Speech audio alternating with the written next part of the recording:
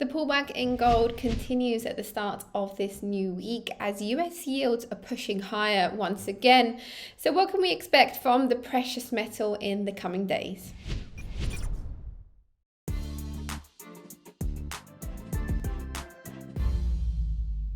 Hello and welcome back to our channel. My name is Daniela Hathorn. And in today's video, we are going to be looking at gold, one of the most traded commodities and one of the most requested on our platform.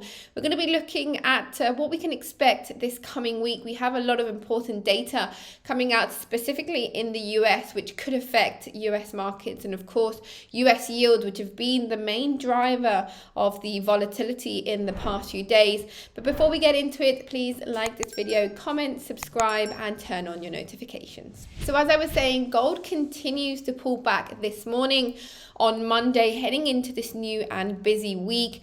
We had a negative end to the session last week, despite an attempted rebound on Friday after those latest jobs data came out of the US. But in general, if we're looking at the overall trend, I think appeal in gold remains elevated.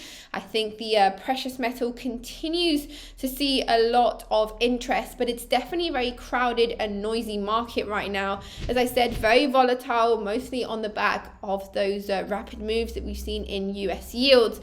I think for me, it continues to be a long-term trend. I think the bullish trend in the long term is still very much intact, but it's definitely a non-linear rise. I think as it's normal and healthy within a bullish trend to see pullbacks. I think we are caught in the middle of one right now. I think the short-term trading is going to be challenging. As I said, there is a lot of noise. There is a lot of factors affecting momentum right now. We've got so much data coming out. We've got the Federal Reserve still remaining pretty hawkish. We've got the debt downgrade in the US, which we're going to talk about in just a second, because this rise in US yields has been mostly on the back of higher interest rates, which continue to come from most of the central banks around the world, specifically the Fed. We saw the rate hike this month in July. Markets are now undecided whether we're going to see another rate hike in September, but definitely still on a hawkish path from the Federal Reserve. And that US downgrade, or that downgrade to US debt from Fitch Ratings that came last week, that has really shot up US yields. Of course, investors now expecting a higher return to invest in what is now considered more risky US debt, at least compared to a few weeks ago. Of course, this downgrade, we talked about it in a video last week, on the back of that progressive deterioration or downgrade in governance in the US. That has led to that rapid rise in US yields. And of course, gold being a non-yielding asset, we know tends to underperform anytime that US yields or yields in general pick up, as investors can get a greater return elsewhere. So of course, as we expect US yields to continue to pick up some momentum in the next few days, we could also expect gold to be weighed on further. Now, the biggest event this week, especially for gold, is going to be the US inflation data. We get the July CPI on Thursday and PPI on Friday. Those are key events. And whether we're going to see inflation continue to track downwards, that is going to be key for performance. Now, markets are expecting a little bit of an uptick in July, especially because we saw that massive drop in June from 4% to 3%, 3% being the upper bound of the Fed's inflation target. We're now currently at 3%, expected to tick up to 3.3%, which would show again that the fight against inflation is not linear. It is a little bit of a touch and go process, and something the Fed has warned about in the past, about not being too lenient with their monetary policy and not reversing their course too early to avoid a rapid rise or an unexpected rise in inflation. Markets are predicting that is going to happen in July. So that's expected 3.3%. I think the reaction in the market is going to be definitely skewed, I think, to a weaker than expected reading. I think if we do see the CPI for July, the headline coming in below 3.3%, I think we see a little bit of a reverse downwards in yields, and I think gold has the opportunity to push higher.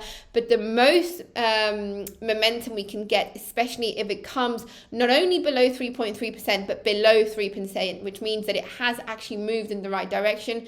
Disinflation continues to happen, and therefore I think we really see that rapid jump in gold and silver and the likes of those risk-on assets like the pound, euro, also the stock market, similar to what we saw in mid-July when we had the June data. I think that could happen once again, especially given the reversal that we've seen in the last few weeks. So if we do see that inflation reading below 3%, I do think we see that bullish run in gold reignited. If we do see a stronger than expected reading or inflation coming in line, so at 3.3%, essentially showing that the fight against inflation is very tricky, it's very sticky, and that the Federal Reserve has reason to continue hiking in the short term, I think we do see the US dollar up, we see US yields pushing higher, and therefore gold also reversing. So that is essentially what to expect this week. One thing to point out is that with the NFP data last week, we did see actually a softer reading, so a weaker NFP reading, but actually average hourly earnings coming in line with the previous month, so remaining unchanged at 4.4% when markets were expecting a drop to 4.2%.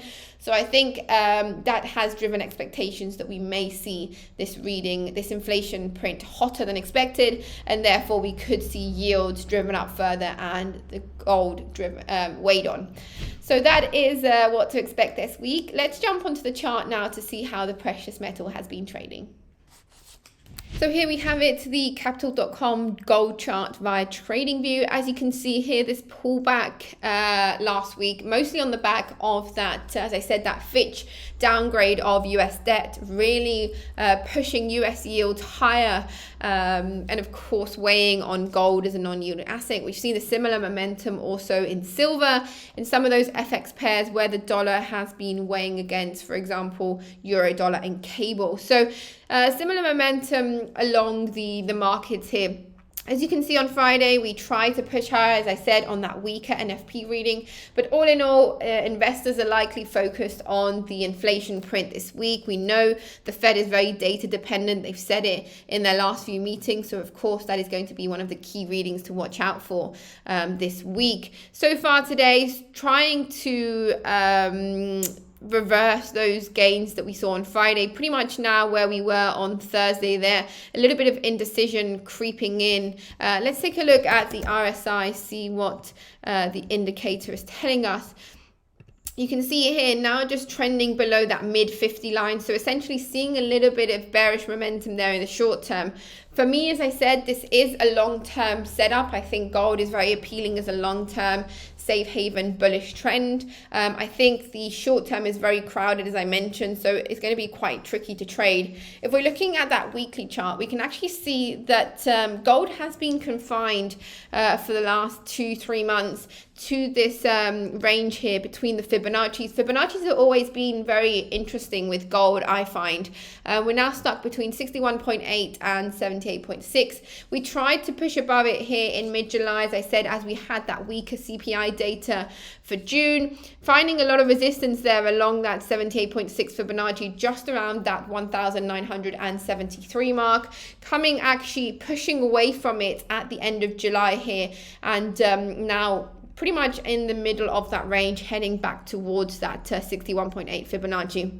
I think if we do see, as I said, that stronger CPI reading suggesting that it's not all as good as we were expecting with inflation coming down to 2%, then I do think we could trend all the way back towards this 61.8, potentially finding a little bit of support here just around that 1,910 area, but essentially looking for this level here as the key area of support, buyers coming in and supporting gold, because I said I think there is still a lot of buying interest. It's just going to take investors a little bit of encouraging to come into the trade if we do see that stronger inflation data.